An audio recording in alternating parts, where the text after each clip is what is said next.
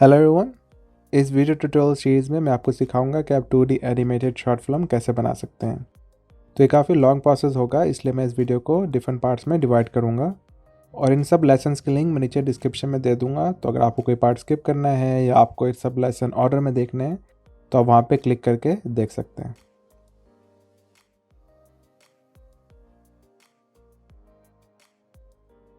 तो इस लेसन में मैं आपको सिखाऊंगा कि आप स्टोरी बोर्ड कैसे रेडी कर सकते हैं अपनी एनिमेशन के लिए।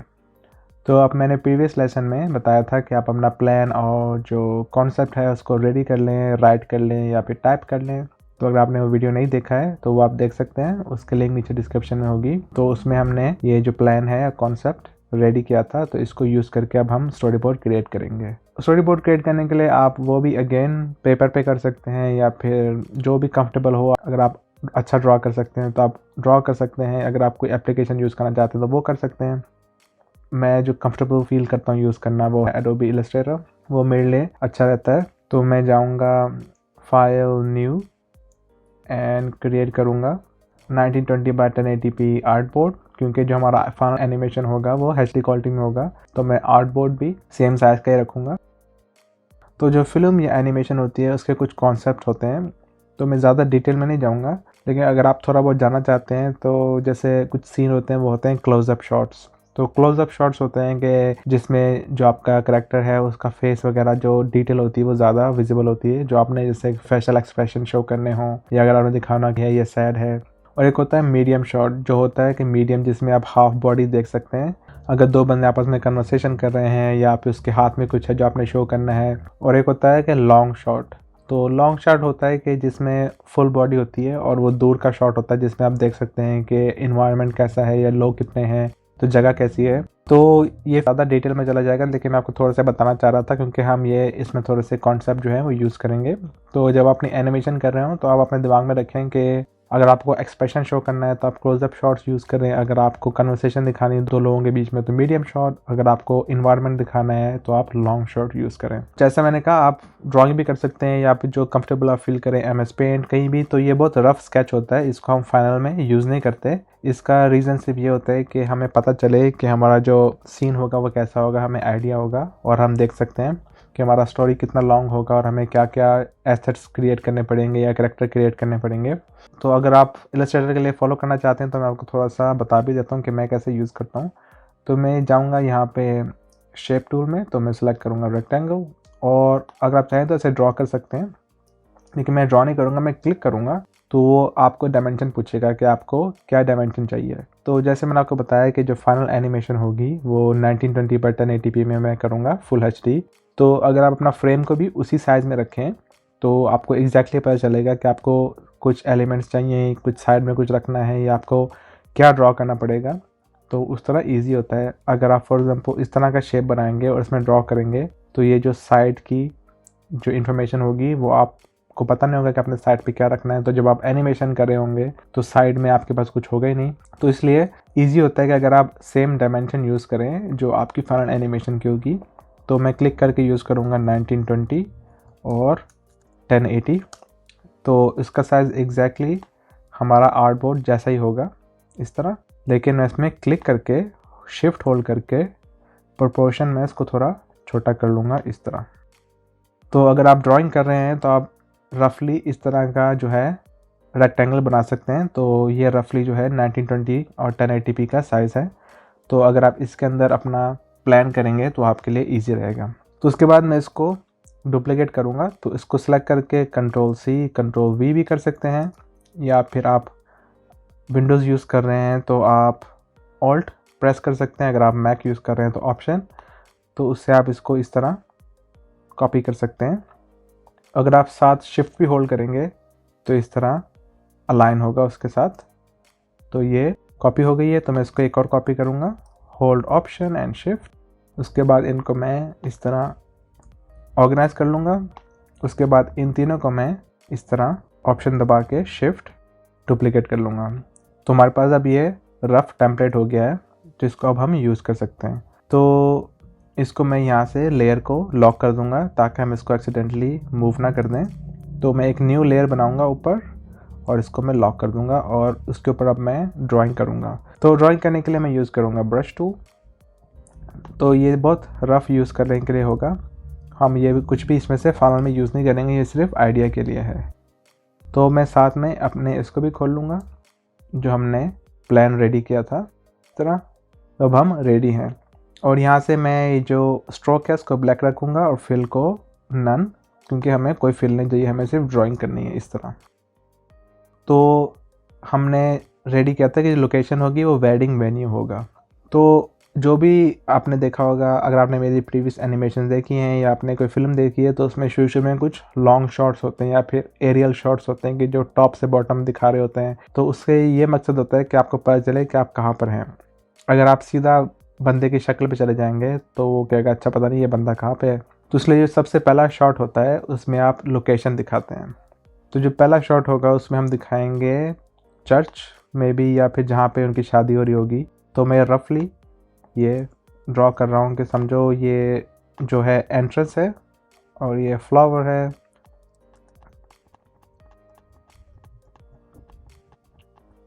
तो ये वेडिंग है जो है वो उसका वेन्यू है। रफ आपको सिर्फ आइडिया ही करना है क्योंकि हम फाइनल में इसको रिफाइन करके ड्रॉ करेंगे। तो लॉन्ग शॉट में होगा, हम दिखाएंगे कि दो लोगों की शादी हो रही है। तो ये हमारा होगा पहला शॉट। उसके बाद हम स्टार्ट कर सकते हैं, हम दिखाएंगे कि एक लड़के को एक लड़की से प्यार होता है। तो हम स्टार्ट कर सकते हैं कि जो लड़का और लड़की हैं आपस में शादी कर रहे होते हैं। तो ये लड़का होगा और ये लड़की होगी। तो ये आप बहुत रफ़ ड्रॉ कर सकते हैं। जैसे मैंने कहा कि मेरी ड्राइंग इतनी अच्छी नहीं है, लेकिन सिर्फ हमें आइडिया करना है। तो ये लड़का और लड़की शादी कर रहे होंगे और उनके बीच में होगा पोप जो उनकी शादी करा रहा होगा। ये थोड़ा सा पीछे होगा और ये इनके आपस में शादी होगी। तो हम साथ साथ नोट्स भी लिख सकते हैं ताकि हमें याद रहे। तो मैं यहाँ पे टेक्स्ट टूल सेलेक्ट करूँगा, टाइप टूल, और लिखूँगा इंट्रो सीन।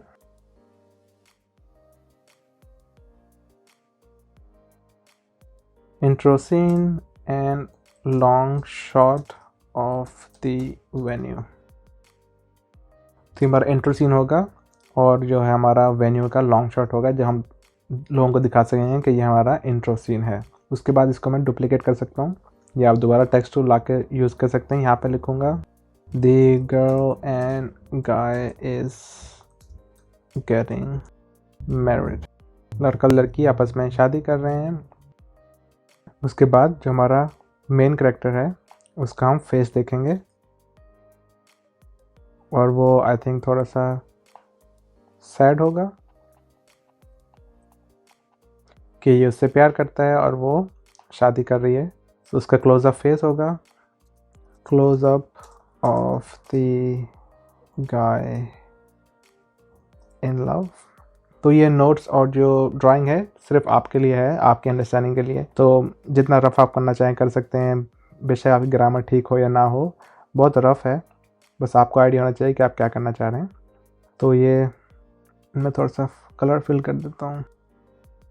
उसके बाद पोप होगा, आई डोंट नो, हैट होती है पोप के पास।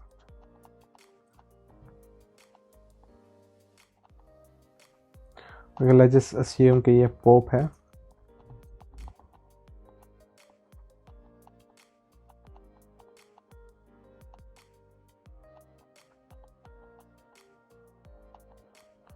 तो समझिए कि ये पोप है, तो नेक्स्ट सीन उसका होगा।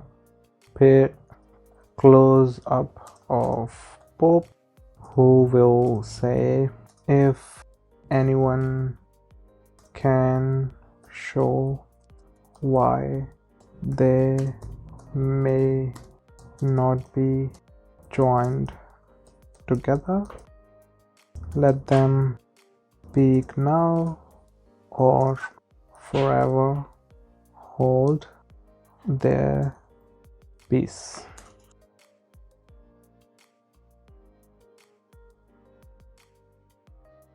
तो फिर पोप बोलेगा if anyone can show why they may not be join together let them speak now और फॉरएवर होल्ड देयर पीस। तो अगर किसी को कोई ऑब्जेक्शन है तो अभी बोले, वरना मैं इनकी शादी कराने लगा हूँ। तो उसके बाद इसको हम कॉपी भी कर सकते हैं। उसके बाद ये थोड़ा सा वरीड हो जाएगा कि मुझे कुछ करना चाहिए, तो इसकी शक्ल थोड़ी सी टेंस कर देते हैं कि ये परेशान है थोड़ा सा, may be sweating a little bit, इस तरह। The guy is thinking whether he should say। फिर लड़का सोचता है कि मुझे कुछ करना चाहिए नहीं करना चाहिए, फिर वो एकदम से बोल देता है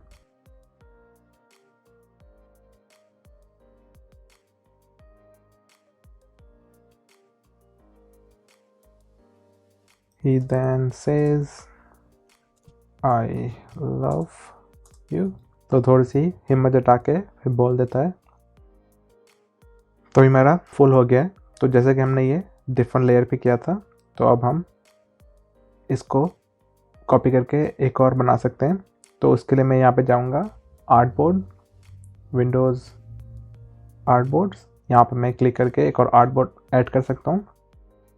उसके बाद मैं इसको सबको सेलेक्ट करके कॉपी, और इस वाले आर्टबोर्ड को सेलेक्ट करके जब मैं पेस्ट करूँगा तो सारे एग्जैक्टली जहाँ से कॉपी हुए थे वहाँ दोबारा पेस्ट हो जाएंगे।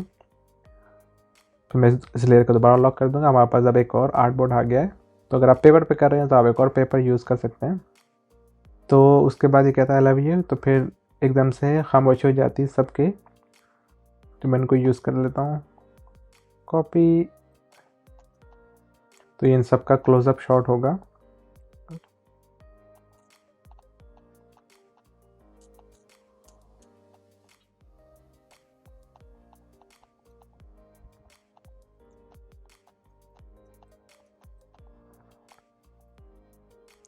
Everyone gets shocked। फिर हम इसको दोबारा शक्ल दिखा सकते हैं। Everyone is silent। तो काफ़ी खामोशी होती है, कोई कुछ कहता नहीं है।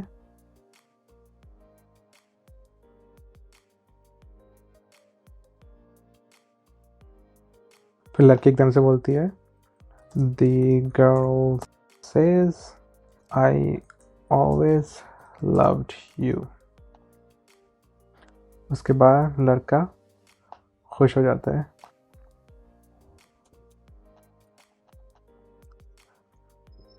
मे बी उससे पहले उसका जो पार्टनर होता है उसको दिखा सकते हैं हम। May be can redraw.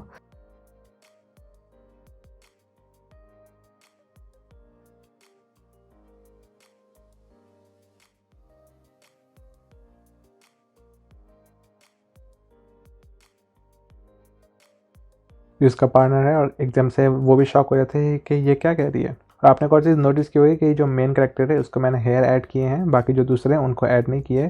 तो इससे आप अंदाज़ा लगा सकते हैं कि आपका जो मेन कैरेक्टर है उसको आप थोड़ा सा डिफरेंट कर सकते हैं। अगर आपने किसी को स्टोरी दिखानी हो तो अगर सबके किसी के बाल नहीं होंगे तो थोड़ा सा कन्फ्यूजन होगा कि कौन सा मेन कैरेक्टर है, कौन सा सेकेंडरी, कौन सा सपोर्टिंग एक्टर है। तो आप उनमें थोड़ा सा कुछ ऐड कर सकते हैं। जैसे पोप के लिए मैंने हैट ऐड की है और मेन कैरेक्टर के लिए मैंने बाल ऐड किए हैं, और इसके लिए मैंने कुछ भी ऐड नहीं किया, लेकिन इसका मैंने बो टाई ऐड की है। तो इस तरह आप डिफरेंट कर सकते हैं। लेकिन लॉन्ग शॉट में इतना ज़रूरी नहीं है, क्योंकि लॉन्ग शॉट में इतना डिटेल नहीं चाहिए होती, हमें ऑलरेडी पता है कौन कौन है। लेकिन अगर आप लॉन्ग शॉट में भी ऐड करना चाहें तो आप कर सकते हैं। तो उसके बाद वो शॉक हो जाता है।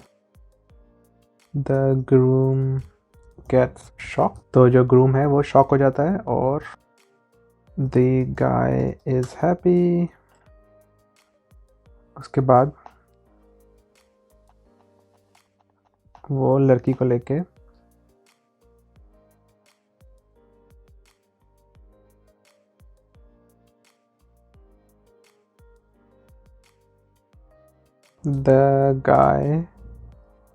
the girl run away with the guy। लड़की लड़के के साथ भाग जाती है। and then again new artboard, control C, control V,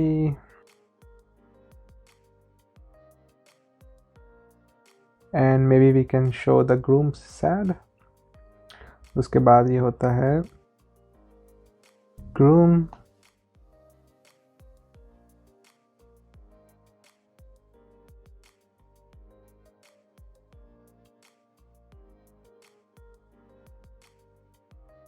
The groom is sad. उसके बाद हम देखते हैं कि हम एक पहाड़ी इलाका कर सकते हैं. फॉर एग्जाम्पल जैसे ये सिटी का एंड होगा और यहाँ से सन निकलेगा इस तरह.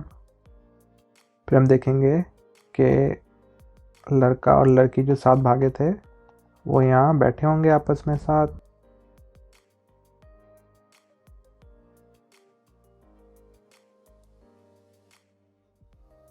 इस तरह रोमांटिक होगा थोड़ा सा. हम उनका एक क्लोजअप शॉट भी रख सकते हैं. ये लड़का होगा और मे बी लड़की उसके शोल्डर पर लेटी होगी इस तरह.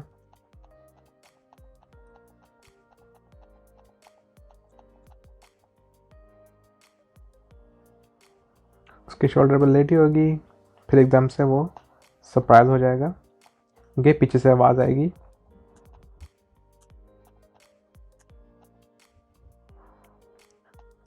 The sun is going down. सूरज जो है वो नीचे जा रहा है और the girl and boy is watching the sunset. लड़का और लड़की सनसेट देख रहे हैं. They are happy. वो खुश हैं. And then the guy hears something. The guy hears something. I now pronounce you husband and wife. Copy कर लेते हैं. पेस्ट. तो मे भी हम उसका क्लोजअप देखेंगे फेस का.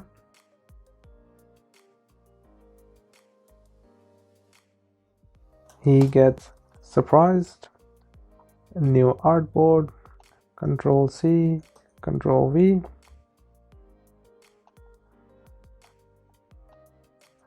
It was all a dream. He was back at the venue. So वो सब ख्वाब देख रहा था. वो दोबारा देखते हैं कि वो अभी तक वेन्यू में ही होता है. उसके बाद हम इसको कॉपी कर सकते हैं. उसके बाद पोप कहता है then Pope says you may now kiss the bride. क्योंकि उसने ऑलरेडी बोल दिया था कि I now pronounce you husband and wife. तो उसके बाद हम दोनों की किस होती है. So that's the groom.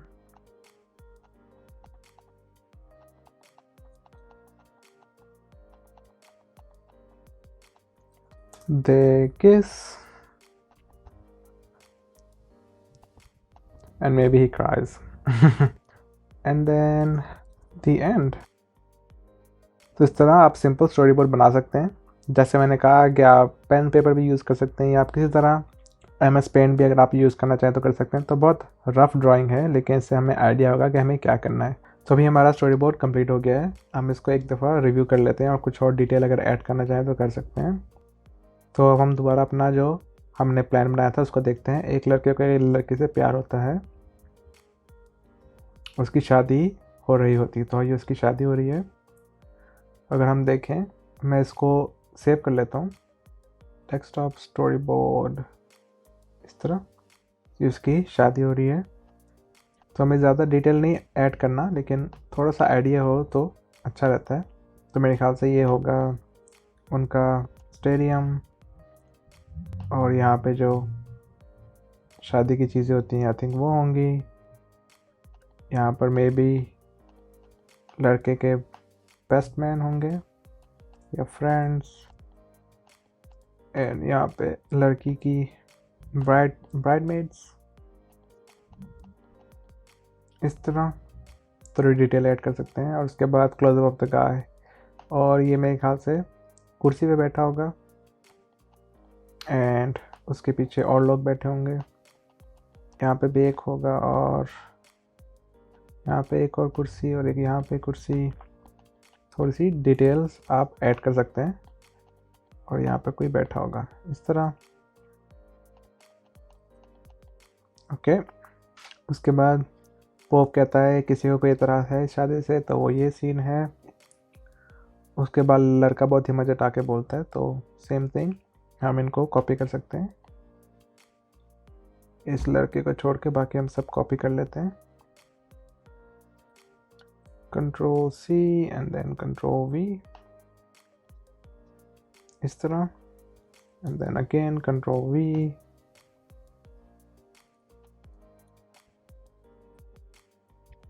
इस तरह। उसके बाद वो बोलता है I love you, which is this scene, and then सब एकदम शॉक हो जाते हैं, विच इज़ दिस सीन। उसके बाद कुछ खामोशी हो जाती है, तो विच इज़ दिस सीन। फिर उसके बाद लड़की बोलती है I always loved you, which is this scene. I don't think यहाँ पे मेरे ख्याल से पीछे ब्राइड मेड्स होंगी उसकी, लड़की की, पीछे बैकग्राउंड में। It's very rough, just so we have an idea. तो इससे हमें थोड़ा सा आइडिया होगा कि हमें बैकग्राउंड में क्या क्या रखना है। तो इसकी ब्राइड मेड्स होंगी बैकग्राउंड में, एंड देन उसका जो ग्रूम होता है वो शॉक्ड हो जाता है, सेम थिंग। उसके पीछे उसके दोस्त खड़े होंगे,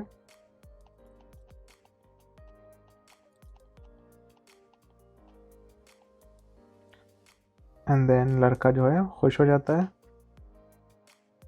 इस तरह, और लड़की को भगा ले जाता है। मे बी यहाँ पे कुर्सियाँ पड़ी होंगी, जो लोग बैठे होंगे,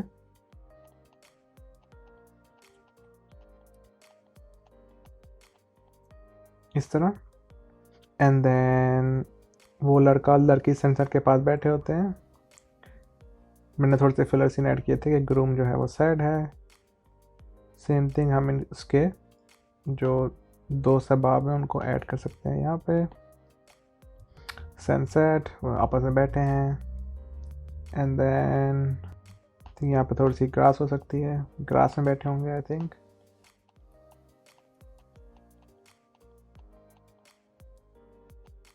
मे बी हिल, यहाँ पे बादल होंगे, इस तरह।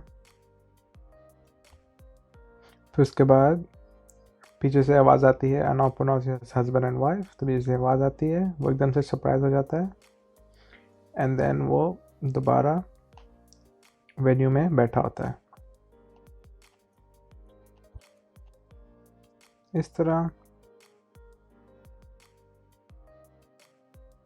फिर वो किस करते हैं, and then he is crying, the end. और इसको हम कॉपी कर सकते हैं यहाँ से। तो हमने प्लान को देख के ये स्टोरी बोर्ड रेडी कर लिया है। इसको सेव कर लेता हूँ, फाइल सेव। और हम इसको एक दफ़ा और रिव्यू कर सकते हैं, अगर हमें कुछ ऑड लगे तो हम उसको चेंज कर सकते हैं। तो हमारा सीन यहाँ से स्टार्ट होगा, उनकी शादी हो रही होगी, लड़का थोड़ा सा अपसेट होगा, पोप कहेगा किसी को कुछ कहना है, थोड़ा सा स्वेटी होगा, उसके बाद कहेगा आई लव यू। तो इस सीन को मुझे लगता है थोड़ा सा हम मे बी इस लड़के को हम खड़ा कर सकते हैं, क्योंकि बैठे बैठे बोलेगा इतना अच्छा नहीं लगेगा, तो मेरे ख्याल से एकदम से वो खड़ा हो जाएगा। मे बी मीडियम शॉट, तो उसका हम हाफ बॉडी देखेंगे, इस तरह वो खड़ा हो जाएगा। और ये जो सीट्स हैं फिर वो नीचे हो जाएंगी, क्योंकि वो स्टैंडिंग है, इस तरह। आई थिंक ये थोड़ा सा ज़्यादा पावरफुल होगा अगर वो स्टैंड हो, इस तरह। फिर हम इसको फुल कर सकते हैं, इस तरह। उसके पास जो बैठा था वो विजिबल हो जाएगा बंदा, एंड देन एक पीछे सीट और एक इधर seat. I think this is good. तो ही इज स्टैंडिंग, तो हमें सबको चेंज करना पड़ेगा। He says I love you, सब हैरान हो जाते हैं। और यहाँ पे भी ये फिर स्टैंडिंग ही होगा, लेकिन उसके फेशियल एक्सप्रेशन जो है वो मैं यहाँ से कॉपी कर लेता हूँ। तो वो खामोश हो जाता है, लेकिन लड़की भी कहती है कि हाँ मैं तुम्हें प्यार करती हूँ, और फिर वो खुश हो जाता है।